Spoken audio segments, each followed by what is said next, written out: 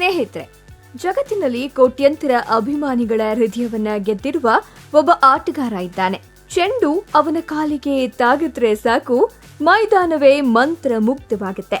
ದಾಖಲೆಗಳ ಮೇಲೆ ದಾಖಲೆ ಬರೆದ ಈ ಆಟಗಾರನ ಹೆಸರು ಲಿಯೋನೆಲ್ ಆಂಡ್ರೆಸ್ ಮೆಸ್ಸಿ. ಕೇವಲ 5 ಅಡಿ 7 ಇಂಚಿನ ಎತ್ತರ. ಆದ್ರೆ ಸಾಧನೆ ಇಡೀ ಫುಟ್ಬಾಲ್ ಲೋಕವೇ ತಲೆಬಾಗುವಷ್ಟು ದೊಡ್ಡದು. ಬಾಲ್ಯದಲ್ಲಿ ವೈದ್ಯರು ಈ ಹುಡುಗನ ಬೆಳವಣಿಗೆ ಸರಿಯಾಗುವುದಿಲ್ಲ ಅಂತ ಹೇಳಿದ್ರು. ಆದ್ರೆ ಅದೇ ಹುಡುಗ ಮುಂದೆ ವಿಶ್ವವೇ ಫುಟ್ಬಾಲ್ನ ರಾಜ ಅಂತ ಕರೆಯುವ ಮಟ್ಟಕ್ಕೆ ಬೆಳೆದ. 1987 ಜೂನ್ 24ರಂದು ಅರ್ಜೆಂಟೀನಾದ ರೊಸಾರಿಯೋ ನಗರದಲ್ಲಿ ಮೆಸ್ಸಿ ಜನಿಸಿದ್ರು. ಅವರ ತಂದೆ ಜಾರ್ಜ್ ಮೆಸ್ಸಿ ಕಾರ್ಖಾನೆಯಲ್ಲಿ ಕೆಲಸ ಮಾಡ್ತಾ ಇದ್ರು. ತಾಯಿ ಸೆಲಿಯಾ ಮ್ಯಾಗ್ನೆಟ್ ತಯಾರಿಸುವ ಕಂಪನಿಯಲ್ಲಿ ಕೆಲಸವನ್ನ ಮಾಡ್ತಾ ಇದ್ರು. ಕುಟುಂಬ ಶ್ರೀಮಂತವಾಗಿರ್ಲಿಲ್ಲ, ಆದ್ರೆ ಪ್ರೀತಿ ಮತ್ತು ಬೆಂಬಲದಲ್ಲಿ ಯಾವ ಕೊರತೆಯೂ ಇರಲಿಲ್ಲ. ಮೆಸ್ಸಿಗೆ 4 ವರ್ಷ ವಯಸ್ಸಾಗ್ತಾ ಇದ್ದಂತೆಯೇ ಫುಟ್ಬಾಲ್ ಚೆಂಡು ಕೈಗೆ ಸಿಕ್ಕಿತ್ತು. ಬೀದಿಗಳಲ್ಲಿ, ಪಾರ್ಕ್ಗಳಲ್ಲಿ, ಸಣ್ಣ ಮೈದಾನಗಳಲ್ಲಿ ದಿನವಿಡೀ ಆಟವಾಡ್ತಾ ಇದ್ರು. ಅವರ ಪ್ರತಿಭೆ ಎಲ್ಲರ ಗಮನ ಸೆಳೆಯಲು ಆರಂಭಿಸಿತು. ಆದ್ರೆ 11 ವರ್ಷವಾಗ್ತಾ ಇದ್ದಂತೆ ಜೀವನವೇ ತಿರುವು ಪಡೆದುಕೊಂಡಿತು. ವೈದ್ಯರು ಅವರಿಗೆ ಗ್ರೋತ್ ಹಾರ್ಮೋನ್ ಡಿಫಿಷಿಯನ್ಸಿ ಎಂಬ ಸಮಸ್ಯೆ ಇದೆ ಅಂತ ಹೇಳಿದ್ರು. ಚಿಕಿತ್ಸೆ ದುಬಾರಿಯಾಗಿತ್ತು. ಪ್ರತಿದಿನ ಇಂಜೆಕ್ಷನ್ ಬೇಕಾಗ್ತಾ ಇತ್ತು. ಸಾಮಾನ್ಯ ಕುಟುಂಬಕ್ಕೆ ಆ ವೆಚ್ಚ ಭರಿಸೋದು ಅಸಾಧ್ಯವಾಗಿತ್ತು. ಆ ಸಮಯದಲ್ಲಿ ಅರ್ಜೆಂಟೀನಾದ ಯಾವುದೇ ದೊಡ್ಡ ಕ್ಲಬ್ ಸಂಪೂರ್ಣ ವೆಚ್ಚವನ್ನ ಹೊರುವುದಕ್ಕೆ ಮುಂದೆ ಬರಲಿಲ್ಲ. ಆಗ ಸ್ಪೇನ್ನ ಪ್ರಸಿದ್ಧ ಬಾರ್ಸಿಲೋನಾ ಕ್ಲಬ್ ಮೆಸ್ಸಿಯ ಪ್ರತಿಭೆಯನ್ನ ಗಮನಿಸಿತು. ಕಥೆಯ ಪ್ರಕಾರ ಮೆಸ್ಸಿಯ ಪ್ರತಿಭೆಗೆ ಮೆಚ್ಚಿದ ಅಧಿಕಾರಿಗಳು ಒಂದು ನ್ಯಾಪ್ಕಿನ್ ಪೇಪರ್ ಮೇಲೆಯೇ ಪ್ರಾಥಮಿಕ ಒಪ್ಪಂದ ಬರೆದ್ರು ಎನ್ನಲಾಗುತ್ತೆ. ನಂತರ ಬಾರ್ಸಿಲೋನಾ ಅವರ ಚಿಕಿತ್ಸೆಯ ವೆಚ್ಚವನ್ನ ಹೊತ್ಕೊಳ್ತು. ಕೇವಲ 13ನೇ ವಯಸ್ಸಿನಲ್ಲಿ ಮೆಸ್ಸಿ ತಮ್ಮ ಕುಟುಂಬದೊಂದಿಗೆ ಸ್ಪೇನ್ಗೆ ತೆರಳಿದ್ರು. ಅಲ್ಲಿ ಲಾ ಮಾಸಿಯಾ ಅಕಾಡೆಮಿಯಲ್ಲಿ ಅವರು ಕಠಿಣ ಅಭ್ಯಾಸ ಆರಂಭಿಸಿದ್ರು. ಹೊಸ ದೇಶ, ಹೊಸ ಭಾಷೆ, ಹೊಸ ಜೀವನ ಎಲ್ಲವೂ ಸವಾಲಾಗಿತ್ತು. ಆದ್ರೆ ಮೆಸ್ಸಿ ಹಿಂದೆ ಸರಿಯಲಿಲ್ಲ. 2004ರಲ್ಲಿ ಕೇವಲ 17ನೇ ವಯಸ್ಸಿನಲ್ಲಿ ಬಾರ್ಸಿಲೋನಾ ಮೊದಲ ತಂಡದ ಪರ ಅಧಿಕೃತ ಪಂದ್ಯ ಆಡಿದ್ರು. ನಂತರ ನಡೆದಿದ್ದು ಇತಿಹಾಸ.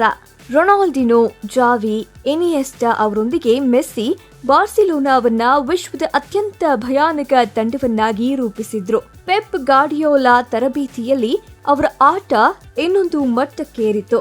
ಒಬ್ರನ್ನಲ್ಲ, ಇಬ್ರನ್ನಲ್ಲ, 5 ಆಟಗಾರರನ್ನ ಡ್ರಿಬಲ್ ಮಾಡಿ ಗೋಲು ಹೊಡೆಯುವ ಅವರ ಶೈಲಿ ವಿಶ್ವದ ಗಮನ ಸೆಳೀತು. ಅವರ ಎಡಗಾಲಿನ ಮ್ಯಾಜಿಕ್ಗೆ ಎದುರಾಳಿಗಳು ಉತ್ತರ ಹುಡುಕಲು ಪರದಾಡ್ತಾ ಇದ್ರು. ವರ್ಷದಿಂದ ವರ್ಷಕ್ಕೆ ಗೋಲುಗಳು, ಅಸಿಸ್ಟ್ಗಳು, ಟ್ರೋಫಿಗಳು ಹೆಚ್ಚುತ್ತಲೇ ಹೋದ್ವು. ಅನೇಕ ಲಾ ಲೀಗ್ ಪ್ರಶಸ್ತಿಗಳು, ಚಾಂಪಿಯನ್ಸ್ ಲೀಗ್ ಗೆಲುವುಗಳು ಮತ್ತು ಅನೇಕ ವೈಯಕ್ತಿಕ ಪ್ರಶಸ್ತಿಗಳು ಅವರ ಹೆಸರಿಗೆ ಸೇರ್ಕೊಂಡವು. ಹಲವಾರು ಬಾರಿ ಬ್ಯಾಲನ್ ಡಿ ಓರ್ ಪ್ರಶಸ್ತಿ ಗೆದ್ದು ಫುಟ್ಬಾಲ್ ಇತಿಹಾಸದಲ್ಲೇ ಶ್ರೇಷ್ಠ ಆಟಗಾರರಲ್ಲಿ ಒಬ್ಬರಾಗಿ ಗುರುತಿಸಿಕೊಂಡ್ರು. ಆದ್ರೆ ಕ್ಲಬ್ ಮಟ್ಟದಲ್ಲಿ ಯಶಸ್ಸು ಸಿಕ್ಕರೂ ರಾಷ್ಟ್ರೀಯ ತಂಡದಲ್ಲಿ ಅದೃಷ್ಟ ಕೈ ಹಿಡಿಲಿಲ್ಲ. ಅರ್ಜೆಂಟೀನಾ ಪರ ಹಲವು ಫೈನಲ್ಗಳಲ್ಲಿ ಸೋಲು ಕಂಡರು. ಅಭಿಮಾನಿಗಳ ಟೀಕೆ, ಮಾಧ್ಯಮಗಳ ಒತ್ತಡ, ನಿರಾಸೆ. ಒಂದೇ ಹಂತದಲ್ಲಿ ಅವರು ರಾಷ್ಟ್ರೀಯ ತಂಡಕ್ಕೆ ವಿದಾಯ ಹೇಳೋದಾಗಿ ಘೋಷಿಸಿದ್ರು. ಆದ್ರೆ ದೇಶದ ಅಭಿಮಾನಿಗಳ ಪ್ರೀತಿ ಅವರನ್ನ ಮತ್ತೆ ಮೈದಾನಕ್ಕೆ ಕರೆತಂದಿತು. 2021ರಲ್ಲಿ ಅರ್ಜೆಂಟೀನಾ ಕೋಪ ಅಮೆರಿಕ ಗೆದ್ದು 28 ವರ್ಷಗಳ ಬರವನ್ನ ಮುರಿದಿತು. ಮೆಸ್ಸಿಯ ಕಣ್ಣೀರು ಆ ದಿನ ಕೋಟ್ಯಂತರ ಜನರ ಮನಸ್ಸನ್ನ ತಟ್ಟಿತ್ತು. ಆದ್ರೆ ಅವರ ಕನಸು ಇನ್ನೂ ಪೂರ್ಣವಾಗಿರಲಿಲ್ಲ. 2022ರ ಫಿಫಾ ವಿಶ್ವಕಪ್ನಲ್ಲಿ ಅರ್ಜೆಂಟೀನಾ ಆರಂಭದಲ್ಲಿಯೇ ಆಘಾತವನ್ನ ಅನುಭವಿಸಿತು. ಹಲವರು ಮೆಸ್ಸಿಯ ವಿಶ್ವಕಪ್ ಕನಸು ಮುಗೀತು ಅಂತ ಅಂದ್ಕೊಂಡಿದ್ರು. ಆದ್ರೆ ಅಲ್ಲಿಂದ ಅರ್ಜೆಂಟೀನಾ ಅದ್ಭುತವಾಗಿ ಪುಟಿದೇಳಿತು. ಫೈನಲ್ನಲ್ಲಿ ಫ್ರಾನ್ಸ್ ವಿರುದ್ಧದ ಪಂದ್ಯ ಫುಟ್ಬಾಲ್ ಇತಿಹಾಸದ ಅತ್ಯಂತ ರೋಚಕ ಪಂದ್ಯಗಳಲ್ಲಿ ಒಂದಾಗಿ ಉಳಿಯಿತು. ಮೆಸ್ಸಿ 2 ಗೋಲುಗಳನ್ನ ಗಳಿಸಿದ್ರು. ಪೆನಾಲ್ಟಿ ಶೂಟೌಟ್ನಲ್ಲಿ ಅರ್ಜೆಂಟೀನಾ ಜಯ ಸಾಧಿಸಿತು. ಆ ಕ್ಷಣದಲ್ಲಿ ಮೆಸ್ಸಿ ವಿಶ್ವಕಪ್ ಟ್ರೋಫಿಯನ್ನ ಎತ್ತಿದಾಗ ಕೋಟ್ಯಂತರ ಅಭಿಮಾನಿಗಳ ಕನಸು ನನಸಾಯಿತು. ಫುಟ್ಬಾಲ್ ದೇವರು ಎಂಬ ಬಿರುದು ಮತ್ತಷ್ಟು ಬಲವಾಯಿತು. ನಂತರ ಅವರು ಅಮೆರಿಕದ ಇಂಟರ್ ಮಿಯಾಮಿ ಕ್ಲಬ್ಗೆ ಸೇರಿದ್ರು. ಅಲ್ಲಿಯೂ ಗೋಲುಗಳ ಮಳೆ ಸುರಿಸ್ತಾ ತಂಡಕ್ಕೆ ಹೊಸ ಚೈತನ್ಯವನ್ನ ತುಂಬಿದ್ರು. ಅಮೆರಿಕಾದಲ್ಲಿ ಫುಟ್ಬಾಲ್ ಜನಪ್ರಿಯತೆಯನ್ನ ಹೆಚ್ಚಿಸುವಲ್ಲಿ ಅವರ ಪಾತ್ರ ಮಹತ್ವದಾಗಿತ್ತು. 2026ರಲ್ಲಿ ಮೆಸ್ಸಿ ಭಾರತಕ್ಕೂ ಭೇಟಿ ನೀಡಿದ್ರು. ವಿವಿಧ ನಗರಗಳಲ್ಲಿ ನಡೆದ ಕಾರ್ಯಕ್ರಮಗಳಲ್ಲಿ ಭಾರತೀಯ ಅಭಿಮಾನಿಗಳ ಅಪಾರ ಪ್ರೀತಿ ಮತ್ತು ಗೌರವವನ್ನ ಸ್ವೀಕರಿಸಿದ್ರು. ಲಕ್ಷಾಂತರ ಅಭಿಮಾನಿಗಳಿಗೆ ಅವರನ್ನ ಹತ್ತಿರದಿಂದ ನೋಡುವ ಅವಕಾಶ ಸಿಕ್ತು. ಇದು ಭಾರತೀಯ ಫುಟ್ಬಾಲ್ ಪ್ರೇಮಿಗಳಿಗೆ ಸ್ಮರಣೀಯ ಕ್ಷಣವಾಯಿತು. ಇಂದು ಕೂಡ ಮೆಸ್ಸಿ ಮೈದಾನಕ್ಕಿಳಿದ್ರೆ ವಿಶ್ವದ ಕಣ್ಣುಗಳು ಅವರತ್ತಲೇ ಇರುತ್ತೆ. ಅವರ ಪ್ರತಿಯೊಂದು ಪಂದ್ಯಕ್ಕೂ ಕೋಟ್ಯಂತರ ಜನರು ಕಾತರದಿಂದ ಕಾಯ್ತಾರೆ. ಮೆಸ್ಸಿಯ ಬಗ್ಗೆ ಮತ್ತೊಂದು ವಿಷಯ ಸಾಮಾಜಿಕ ಜಾಲತಾಣಗಳಲ್ಲಿ ಆಗಾಗ ವೈರಲ್ ಆಗತ್ತೆ. ಅವರ ಎಡಕಾಲಿಗೆ ಸಾವಿರಾರು ಕೋಟಿ ರೂಪಾಯಿಗಳ ವಿಮೆ ಇದೆ ಎಂಬ ವರದಿಗಳು ಹರಿದಾಡುತ್ತವೆ.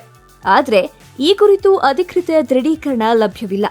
ಆದ್ರೂ ಒಂದು ವಿಷಯ ಮಾತ್ರ ನಿಜ, ಅವರ ಎಡಕಾಲು ಫುಟ್ಬಾಲ್ ಇತಿಹಾಸದ ಅತ್ಯಂತ ಅಮೂಲ್ಯ ಪ್ರತಿಭೆಗಳಲ್ಲಿ ಒಂದು. ಒಮ್ಮೆ ಬೆಳೆಯೋದೇ ಕಷ್ಟ ಅಂತ ಹೇಳಲ್ಪಟ್ಟ ಹುಡುಗ ಇಂದು ವಿಶ್ವವೇ ನಿಂತು ಚಪ್ಪಾಳೆ ತಟ್ಟುವ ಮಹಾನ್ ಆಟಗಾರನಾಗಿದ್ದಾನೆ.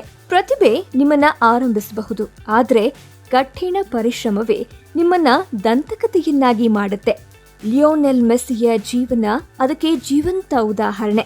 ವಿಡಿಯೋ ಇಷ್ಟವಾದ್ರೆ ಲೈಕ್ ಮಾಡಿ, ನಿಮ್ಮ ಸ್ನೇಹಿತರೊಂದಿಗೆ ಹಂಚಿಕೊಳ್ಳಿ ಮತ್ತು ಇಂತಹ ಇನ್ನಷ್ಟು ಪ್ರೇರಣಾದಾಯಕ ಜೀವನ ಕಥೆಗಳಿಗಾಗಿ ನಮ್ಮ ಚಾನೆಲ್ ಅನ್ನು ಸಬ್ಸ್ಕ್ರೈಬ್ ಮಾಡಿ.